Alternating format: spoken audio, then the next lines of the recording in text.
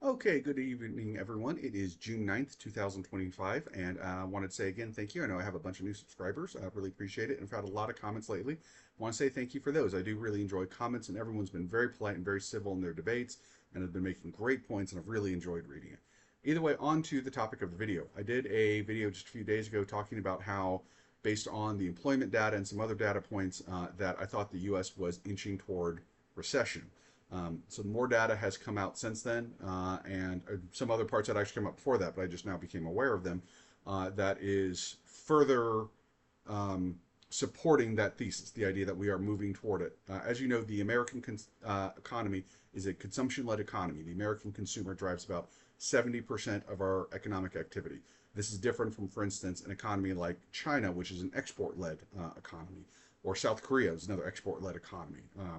We make our money because we buy a lot of stuff. Those countries make their money because they're good at selling a lot of stuff. And then there's things like commodities-led economies. Canada is kind of an example. I know that's an oversimplification, but you get my point. They do a lot of oil and foodstuffs and stuff like that. So either way, what are this new information? Well, for one, the Baker Hughes rig count. If you're not familiar with what that means, basically Baker Hughes keeps track of how many oil rigs are drilling for oil in the United States. That count, and that tells you how much new oil exploration is going on. That count has fallen off a cliff. It's at its lowest level in 4 years right now. So oil exploration is shutting down all across America because prices are too low. This is a field that provides a fairly significant number of high-income jobs, so this is bad news. It also tells us that the oil industry is pricing in a very sudden decrease in demand. They are seeing a recession coming. All right. Next thing, wholesale inventories. Wholesale inventories have gone up slightly. Not a big deal, but wholesale sales have also gone down slightly. You may remember I talked about that I thought we were going to enter a short-term deflationary period. This is going in, that was in a video I did a couple of weeks ago, about a month ago. That is furthering that idea on that inventory is in fact building and companies' ability to sell the inventory is declining. This indicates a slowdown in general economic activity. Next thing to know is multifamily housing units are at their highest delinquency rate since the great financial crash, well in excess of a decade. Now, this is not single family homes, this is multifamily homes. But the fact that those things have gone and spiked up pretty dramatically here and are now at their highest levels in well in excess of 10 years, that is bad news. Serious credit card delinquencies. These are delinquencies in excess of 90 days. So this is not all delinquencies, this is the serious ones. That is at its highest level since the great financial crash. So again, highest level in well over a decade. This is very bad because obviously this means consumers are simply no longer able to pay their credit card bills.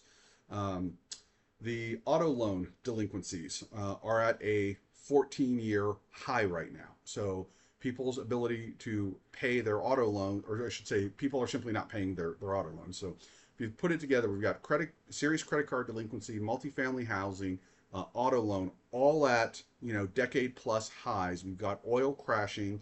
We've got wholesale inventory building because they can't sell it.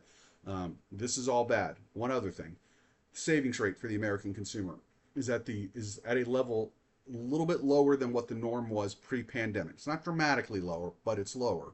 So basically, what's happening is American consumers are saving less and defaulting more, defaulting a lot more. Now, obviously, we just added student loans back in.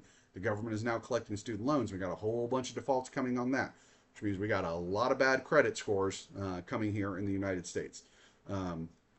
Couple this with the very weak jobs data, and I will again assert my position that we are moving into a recession right now. Again, this is not slit your wrists. This is not a crash. I would not panic, but I would definitely consider battening down the hatches and see how we do over the next 6 months, because right now it's not looking great.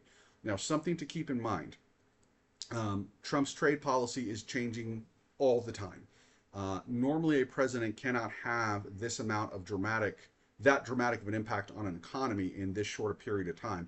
But his policies are so erratic and so extreme, and they are changing so frequently that I would suggest to you that their ability to affect our underlying economy is far in excess of what we're used to.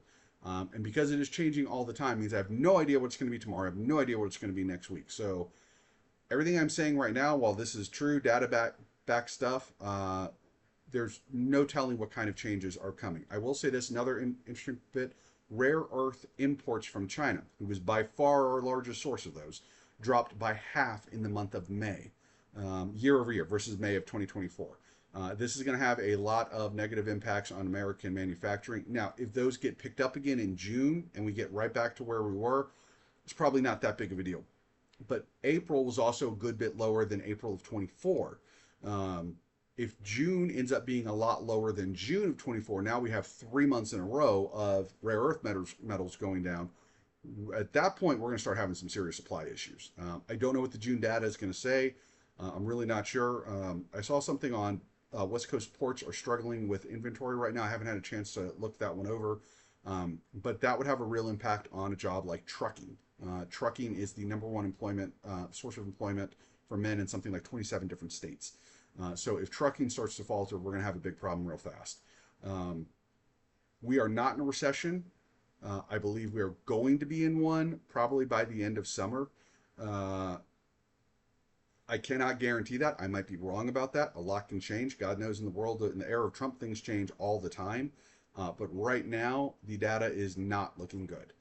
So hopefully the next video I'll be saying I was totally wrong and I've got to eat crow and boy, our economy is going to boom. And because that would be great. I would love that. I love a big booming economy. I've been through lots of recessions in my lifetime and I've been through a lot of booms. And I'll tell you, the booms are way better than the recessions. So let's hope I'm wrong. Well, the data is not wrong. Let's hope my interpretation of it is wrong and that things are about to get a lot better. But I wouldn't count on that. I would definitely do whatever you can to get ready for what might be not a terrible, but maybe a rough second half of the year. All right.